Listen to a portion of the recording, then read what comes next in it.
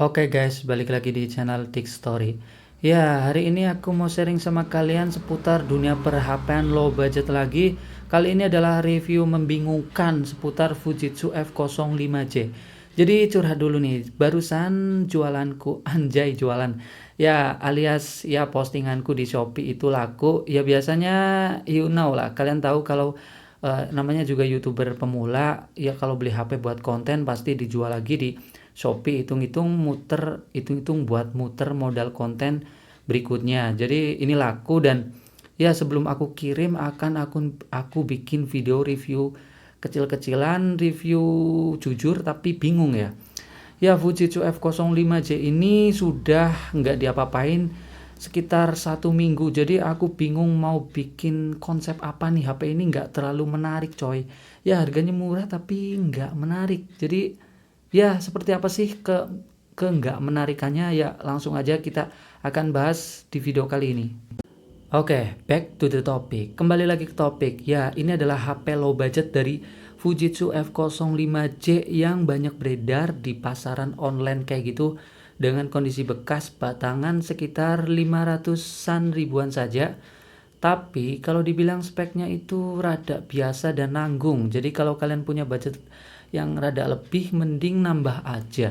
Ya speknya di sini layarnya 5 inci, layarnya 720 pixel, resolusinya RAM-nya cuma 2 GB, internal 16 GB, baterainya 2500 mAh, single SIM, Snapdragon 410, Android-nya 7 Nougat dan waterproof bila beruntung.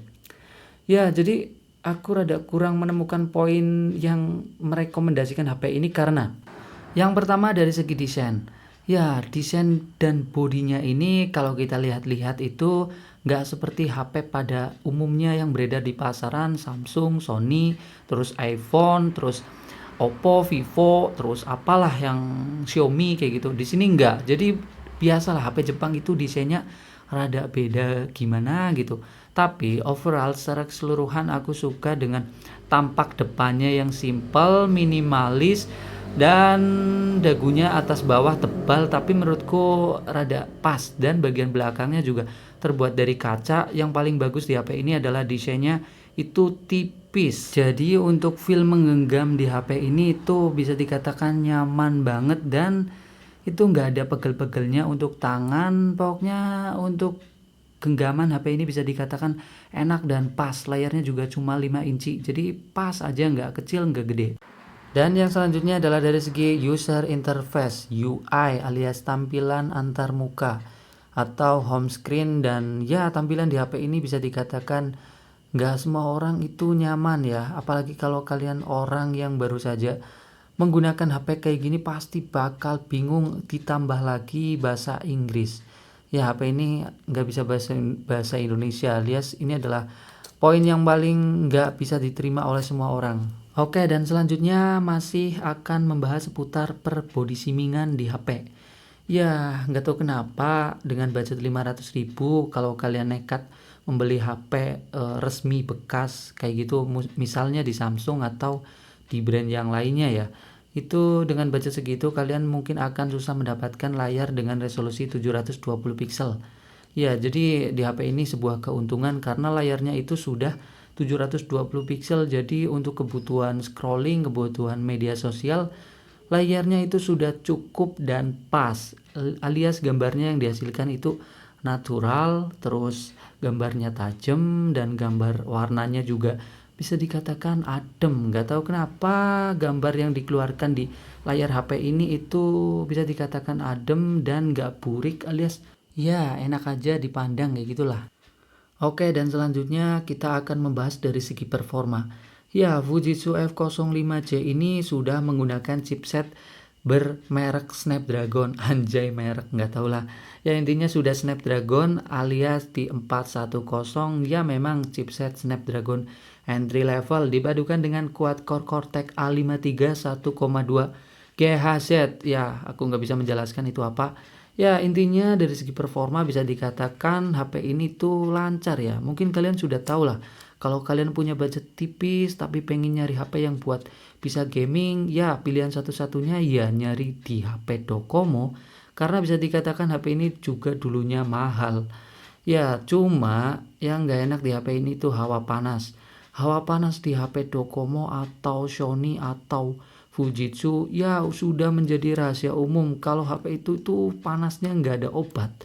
Jadi nggak tahu kenapa panas, dan untuk kebutuhan media sosial kayak mungkin kayak kebutuhan nonton YouTube, terus kebutuhan deleng Instagram, maksudnya nonton Instagram, scrolling, dan untuk menjalankan beberapa aplikasi bisa dikatakan lancar sih. Cuma kalian harus tahu diri karena ini RAM-nya cuma 2 GB, jadi ya harus mikir lah, jangan terlalu banyak menjalankan aplikasi, ditambah karena hawa panasnya. Jadi hawa lag di HP ini itu bisa banget saat kondisi panas.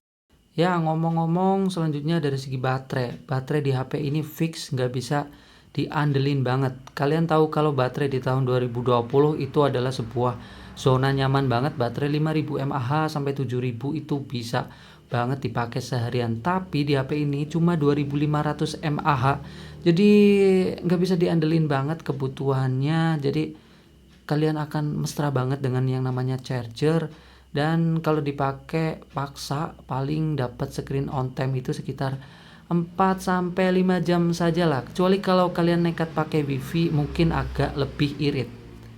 Oke, dan selanjutnya aku akan mengasih tahu kepada kalian, ini adalah poin yang cukup recommended untuk dibeli saat mencoba nekat beli HP ini, yaitu dari segi kameranya. Ya, kamera di HP ini nggak tahu kenapa ya, resolusi kamera belakangnya sih cuma 13 megapiksel saja.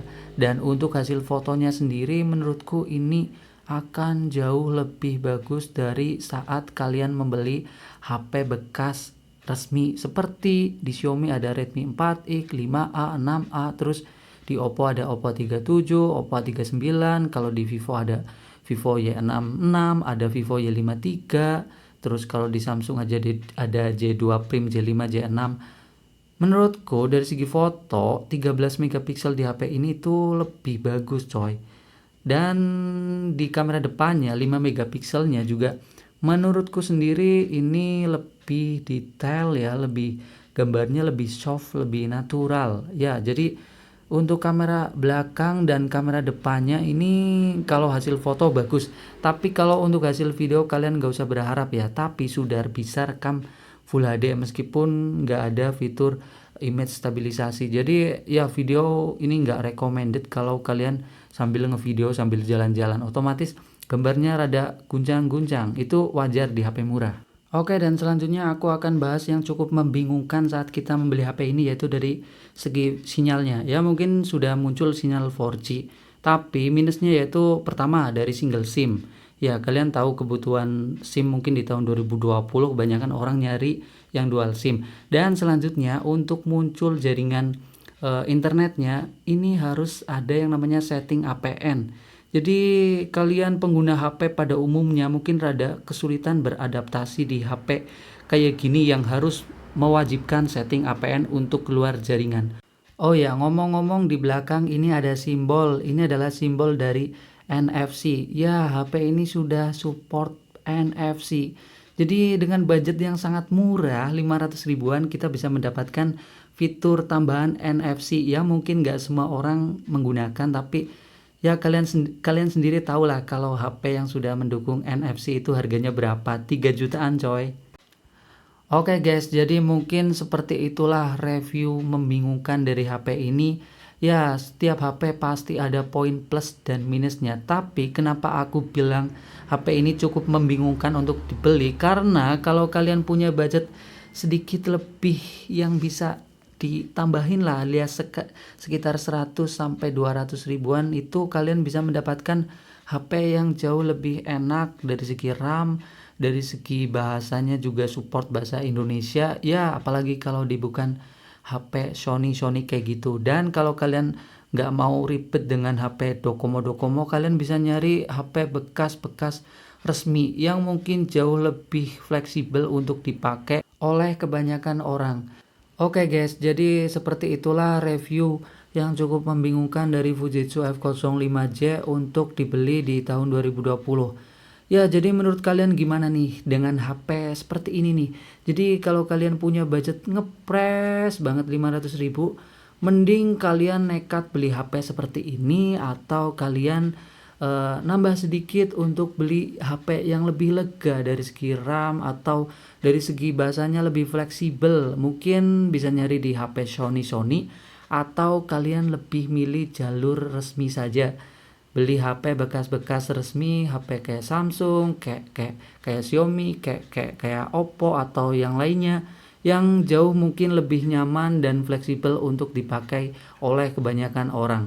Ya, jangan lupa kalian untuk menuliskan pendapat kalian di kolom komentar. Ya, videonya sekian, bye-bye. Jangan lupa like, komen, dan subscribe. Dislike juga boleh. Selamat tinggal. Bye.